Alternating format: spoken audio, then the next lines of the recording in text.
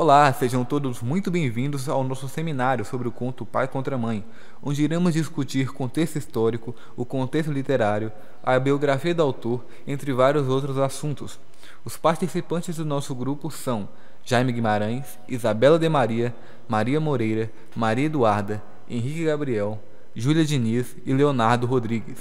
Olá, professor, e a todos que estiverem a assistir essa apresentação. Meu nome é Jaime Rodrigues Guimarães e eu vou falar um pouco sobre o conto Pai contra Mãe, obra de Machado de Assis. Esta obra traz consigo uma história impactante que mostra a realidade daqueles que viviam na época da escravidão. A partir de uma breve análise no texto, sabemos que a história se passa em meados de 1850, já que de início o narrador cita, abre aspas, há meio século os escravos fugiam com frequência, fecha aspas. Nesta época, o Brasil passava pelo Segundo Reinado, período no qual o Brasil era governado pelo imperador Dom Pedro II. Este período abrangeu os anos de 1840 até o ano de 1889. Durante o Segundo Reinado, a abolição da escravatura foi um dos temas centrais e alvo de debates acalorados nos meios políticos, que por sua vez teve fim na abolição da escravatura, que ocorreu no ano de 1888. Já que desde o ano de 1822, após conquistarmos a nossa independência a partir de uma pressão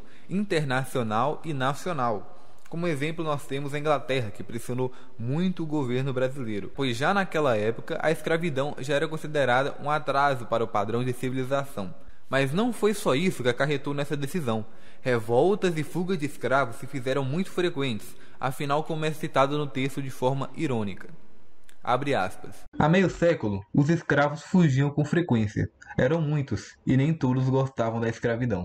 Fecha aspas. Mas não podemos dizer que a abolição foi repentina, tendo em vista que a Lei Áurea foi precedida por inúmeras leis que ajudaram na sua conclusão, tornando este um processo gradativo. Entre essas leis podemos citar a Lei do Ventre Livre, que tornava livre todos os filhos de mulheres escravas no Brasil, a Lei dos Sexagenários, que garantia a liberdade dos escravos de 60 anos ou mais, e a Lei Eusébio de Queiroz, que levou à extinção definitiva do tráfico de negreiro no Brasil. Mas, mesmo com todas essas intervenções, o Brasil foi o último país a abolir a escravidão no continente americano, e mesmo assim, a abolição veio a contragosto. A pergunta que fica é: qual o motivo dela ter vindo a contragosto? Simples, a maioria das elites não concordava com esse processo, tendo em vista que possuíam um desejo de perpetuar seu poder, e nada dava mais poder do que a economia gerada por uma mão de obra gratuita. Com isso, adiaram ao máximo a abolição escrava no país.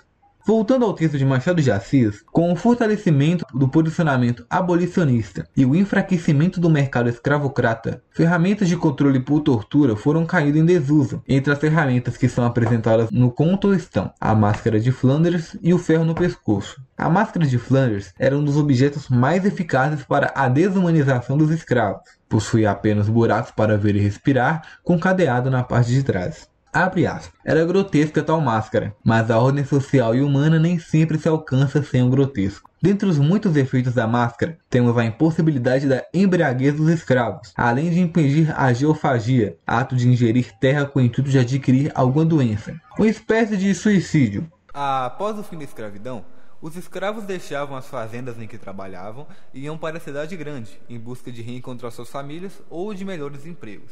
A migração de ex-escravos gerou uma reação muito ruim para os grandes proprietários e as autoridades daquela época, pois os primeiros não aceitavam mais as condições de trabalho degradantes que existiam antes da Lei Áurea e porque estavam sempre em busca de melhores salários.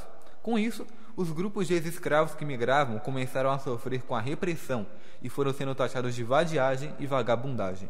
Com o passado de mais de 300 anos de escravidão, negros sem sobrenome, sem história e sem recursos foram empurrados para o gueto, onde passaram a viver na miséria. Oi, somos da turma de L1 B, eu sou a Isabela e vou falar um pouco sobre a biografia do autor e sobre o contexto literário. Joaquim Maria Machado de Assis foi jornalista, contista, cronista, romancista, poeta e teatrólogo. Nasceu no Rio de Janeiro em 21 de junho de 1839 e faleceu também no Rio em 29 de setembro de 1908. É o fundador da cadeira número 23 da Academia Brasileira de Letras. Ocupou por mais de 10 anos a presidência da Academia, que passou a ser chamada também de Casa de Machado de Assis. A obra de Machado de Assis abrange praticamente todos os gêneros literários, Na poesia, inicia com o romantismo de Crisálidas e Falenas, passando pelo indianismo em Americanas e o parnasianismo em Ocidentais. Existem diversas pesquisas e livros publicados que reúnem evidências de que Machado de Assis era negro e foi tomado como branco pela elite intelectual da época. A própria máscara mortuária de Machado, modelada no mesmo dia de sua morte e hoje preservada no Instituto Histórico e Geográfico Brasileiro, revela traços africanos como o nariz mais largo. Além de evidências materiais como essa, alguns relatos históricos, como o texto assinado pelo escritor Humberto de Campos no Diário de Notícias em 1933, revelam que mesmo os contemporâneos de Machado o tinham intimamente como de pele escura, mas preferiram declará-lo como branco. O realismo, movimento estético predominante no mundo ocidental no último quartel do século XIX, surgiu como uma onda de oposição à subjetividade e ao individualismo da tendência artística anterior, o romantismo. Com a intenção de fazer da arte uma representação fidedigna e verossímil da realidade, escritores, pintores, escultores, músicos e dramaturgos privilegiaram a objetividade em suas obras, atentos à veracidade das situações cotidianas. O realismo no Brasil tem como marco inicial a obra Memórias Póstumas de Brás Cubas, de 1881, de Machado de Assis. A queda da escravidão e do império criou uma nova realidade no país. A vida social e cultural tornou-se mais ativa, ambas influenciadas por ideais europeus, liberalismo, socialismo, positivismo, cientificismo e etc. Machado revela-se mais maduro a partir da publicação de Memórias Póstumas de Brás Cubas. Essa marca a segunda etapa de sua produção. O escritor desenvolve uma ironia feroz, retrata um humor velado e amargo em relação àquilo que retrata. Nessa nova fase, incluem-se os romances Quincas Borba, Dom Casmurro, Esau e Jacó e Memorial de Aires. Entre seus inúmeros contos estão O Alienista, A Cartomante, Missa do Galo, Uns Braços, O Espelho, Cantiga de Esponsais, Teoria do Medalhão e A Causa Secreta. Agora eu vou falar um pouco sobre as contribuições do autor para o contexto literário. Machado de Assis é considerado o introdutor do realismo no Brasil, com a publicação de Memórias Póstumas de Brás, em 1881. Este romance é posto ao lado de todas as suas produções posteriores, ortodoxamente conhecidas como pertencentes à sua segunda fase, em que se notam traços de péssima ironia, embora não haja rompimento de resíduos românticos. Sua obra foi de fundamental importância para as escolas literárias brasileiras do século XIX e do século XX, e surge nos dias de hoje como de grande interesse acadêmico e público, com suas obras sendo utilizadas para textos, seminários, provas, entre outros. Influenciou grandes nomes das letras como Olavo Bilac, Lima Barreto, Drummond de Andrade, John Bart, entre outros. Ainda em vida, alcançou fama e prestígio pelo Brasil e países vizinhos. Hoje em dia, por sua inovação literária e por sua audácia em temas sociais e precoces, é frequentemente visto como escritor brasileiro de produção sem precedentes, de modo que, recentemente, seu nome e sua obra têm alcançado diversos críticos, influenciadores, estudiosos e admiradores do mundo inteiro. Machado de Assis é considerado por muitos um dos grandes gênios da história da literatura, ao lado de autores como Dante, Shakespeare e Camões. Machado de Assis e Eça de Queiroz são considerados os dois maiores escritores da língua portuguesa do século XIX, e hoje em dia seu nome é usado para homenagear o principal prêmio literário, o Prêmio Machado de Assis. A partir da narração sobre a vida de Cândido Neves, é feita uma abordagem sobre os problemas enfrentados por um homem branco, livre e pobre, que tenta trabalhar em diversas funções, mas tem êxito apenas no ofício de capturar escravos fugidos. Mesmo com uma vida miserável, ele se casa com Clara, que também é pobre, e ambos têm um filho. Cândido, induzido por Mônica, tia de Clara, fica incumbido de levar o seu primogênito para o orfanato. Porém, cruza o caminho de uma escrava fugida, que é capturada por ele. Cândido recebe uma recompensa. Em posse de 100 mil réis, regressa alegremente para sua casa com seu filho nos braços. Em consequência disso, a escrava sofre um aborto. É importante lembrar sobre a procedência dos nomes, como Cândido Neves, que remete à pureza e à claridade. Sem uma imagem em si, podemos imaginar que Cândido se trata de um homem branco, mesmo com toda a descrição feita no texto. Assim como Clara, são todos nomes remetentes ao branco. Porém, a ironia machadiana se faz presente aqui, uma vez que, mesmo com um nome que indica o branco e puro, Cândido é um homem violento disposto a tudo pelo filho e pela família. O conto Pai contra Mãe apresenta duas temporalidades distintas. Uma delas é aquela que se coloca o próprio narrador, que fala de um momento posterior à abolição da escravatura no Brasil. A outra é a que diz respeito ao tempo da ação em si, que é anterior a esse fato. A estrutura do conto demarca essas duas temporalidades de forma explícita. O texto pode ser dividido em duas partes. A primeira, contendo uma explicação do caráter histórico informativo, e a segunda, na qual traz a narrativa. Assim, essa última assume uma condição de ilustração do ponto de vista desenvolvido na primeira. É o que a gente pode chamar de exemplo, que é um gênero literário medieval que era utilizado para adornar os sermões dos pregadores na época. Na parte introdutória, o narrador trata de algumas práticas associadas ao período da escravidão, entre as quais aquele que se exerce o protagonista do conto, caçar escravos. Na parte narrativa, desenvolve-se o tema, mostrando as angústias do protagonista no exercício de sua profissão, com a sua família, enfim. Como ponto comum nas duas partes, temos a prática de um recurso muito frequente em toda a obra machadiana, como já dito, a ironia. Logo no início, ao tratar da escravidão, ele afirma: eram muitos, e nem todos gostavam da escravidão, os escravos. Sucedia ocasionalmente apanharem pancada, e nem todos gostavam de apanhar pancada. Depois da narrativa, o mesmo procedimento aparece. Não davam que comer, não davam que rir, e o riso digeria-se sem esforço. Como se pode notar, manifesta-se aqui um humor sombrio típico do escritor. A grande ironia fica por conta de uma situação em que é colocado o protagonista. Para salvar a vida do filho, Cândido tem que entregar aos donos a escrava Arminda, que acaba por abortar. Na oposição entre eles, temos as mesmas razões de uma luta, a família e a prole. Mas para a satisfação de um dos lados, é preciso que o outro sofra. Na verdade, tanto Cândido quanto a escrava são vítimas de um mesmo sistema, o escravismo. Assim, a crítica do conto tem seu alvo bem definido e acerta em cheio. No entanto, o teor crítico da narrativa vai além da prática escravocrata e alcança um patamar superior à situação brasileira específica. De fato, pode-se vislumbrar na narrativa uma análise do comportamento humano. Para salvar a criança, Cândido permite a morte de outro. Sua fala ao final do conto é bastante significativa. Nem todas as crianças vingam. Dessa forma, um ser humano constrói as justificativas para os seus gestos mais baixos e suas atitudes mais reprováveis. Oi, meu nome é Júlia e eu vou continuar a análise do conto. Então, logo depois de serem expulsos da casa, Cândido, Clara e sua tia Mônica vão morar de favor com uma conhecida da tia, nos quartos do fundo da casa.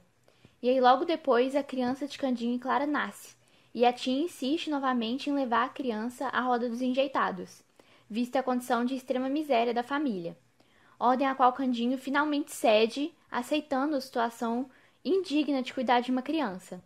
Nessa parte do texto é utilizado o termo espetáculo.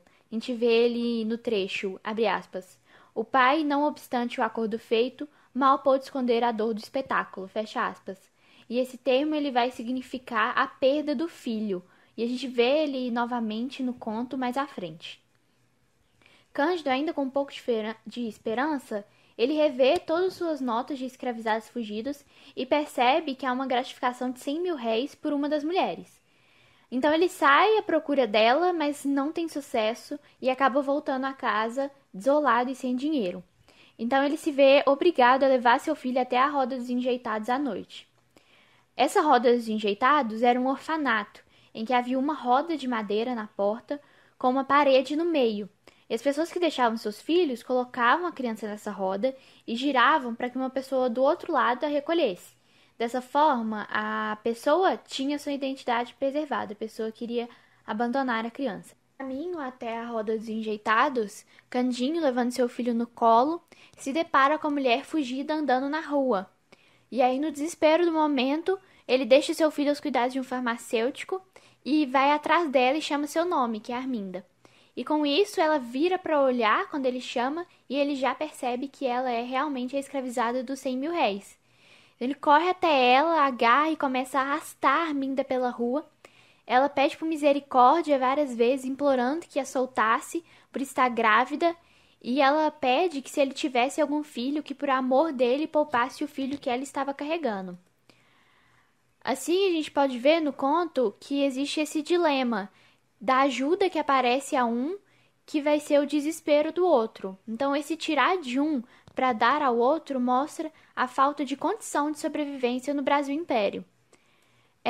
No conto, Machado de Assis ele registra a barbárie da escravidão e a luta pela sobrevivência. E além disso, ele vai mostrar a relação social das 3 classes de população que constituíam o Brasil nessa época, que é o latifundiário, o senhor, o homem que é livre, branco, mas vive na extrema pobreza, e o escravizado. Essa terceira classe, que não é nem proprietário nem proletário, constituía o maior número de brasileiros naquela época. Só que, como se achava socialmente melhor do que o negro, o homem livre, mais pobre, não admite uma relação de proximidade com o escravizado. Ele é orgulhoso de sua cor e procura ao máximo mostrar-se superior ao negro. Essa é até a primeira razão que leva Candinho a abandonar o emprego. A segunda é que, servindo aos senhores de escravos sem ter diretamente das mãos destes um retorno por seus serviços, ele estaria como se igualando aos escravizados, que trabalham sem receber dos senhores o pagamento direto. Então, mesmo pobre e dependente da ajuda de um senhor, Cândido Neves mantém uma relação de dominação com os escravizados. Ele é sempre superior àqueles. E o principal fator que vai lhe dar essa superioridade é a cor da sua pele. Embora não haja no texto uma descrição dos personagens, da cor da pele deles, a gente pode observar através do nome e através das ações da liberdade judicial dos personagens, Cândido Neves, Clara e tia Mônica, que eles são pessoas de cor pele branca. A narrativa ela vai pôr em frente a Candinho uma escrava fugida e é nela que o pai vai encontrar a salvação do filho. Incapaz de lutar com alguém que é mais poderoso com ele, diante da escrava ele vai encontrar forças para sua redenção e salvação de seu filho. O Cândido ele luta com a escrava, levando pelas ruas, carregando pelas ruas, e a gente pode fazer 2 tipos de análise para essa luta. Um mais natural, que é o de um pai e de uma mãe lutando pela vida de seus filhos, e um mais social, em que retrata a miserável condição das 2 parcelas mais pobres da sociedade brasileira durante essa época do Brasil Império. E aí, quando ambos chegam à casa do senhor, Cândido recebe o dinheiro de gratificação e ele se mostra completamente indiferente à situação de Arminda, que é tão semelhante, mas ao mesmo tempo tão discrepante da que ele mesmo passa. Ao entregar Arminda a seu senhor, ela começa a sofrer uma tortura imediata e essa violência causa com que ela aborte seu filho. Mas não há comoção por parte de Cândido. Ao invés disso, há uma normalização do ocorrido, como se fosse uma questão inevitável para que se mantesse algum tipo de ordem social. Nessa parte do texto, a gente também vê o uso de novo da palavra espetáculo. No trecho, abre aspas, o fruto de algum tempo entrou sem vida neste mundo, entre os gemidos da mãe e os gestos de desespero do dono. Cândido Neves viu todo esse espetáculo. Essa palavra espetáculo ela vai ter o mesmo significado de perda do filho, mas agora Cândido ele não sofre mais esse espetáculo, ele assiste o espetáculo. E aí no final do conto, o Cândido ele vai passar de vítima da sociedade para algoz de uma pobre escrava fugida. Mas por não ter saída digna para escapar da sua miséria, ele vai se submeter à lei natural da sobrevivência, que regia o Brasil. E a frase do final do personagem, ela vai corroborar essa lei de sobrevivência e tentar livrar Cândido de qualquer culpa pela morte do filho da escrava. No trecho, abre aspas, nem todas as crianças vingam, bateu-lhe o coração, fecha aspas. Essa palavra vingam, ela vai ter o significado de sobrevivência, nem todas as crianças sobrevivem. Então, o pai ele vai tentar salvar o filho por meio da captura e a mãe por meio da liberdade, mas a situação racial de cada um é a que decide, no final da história, o valor da vida de seus filhos.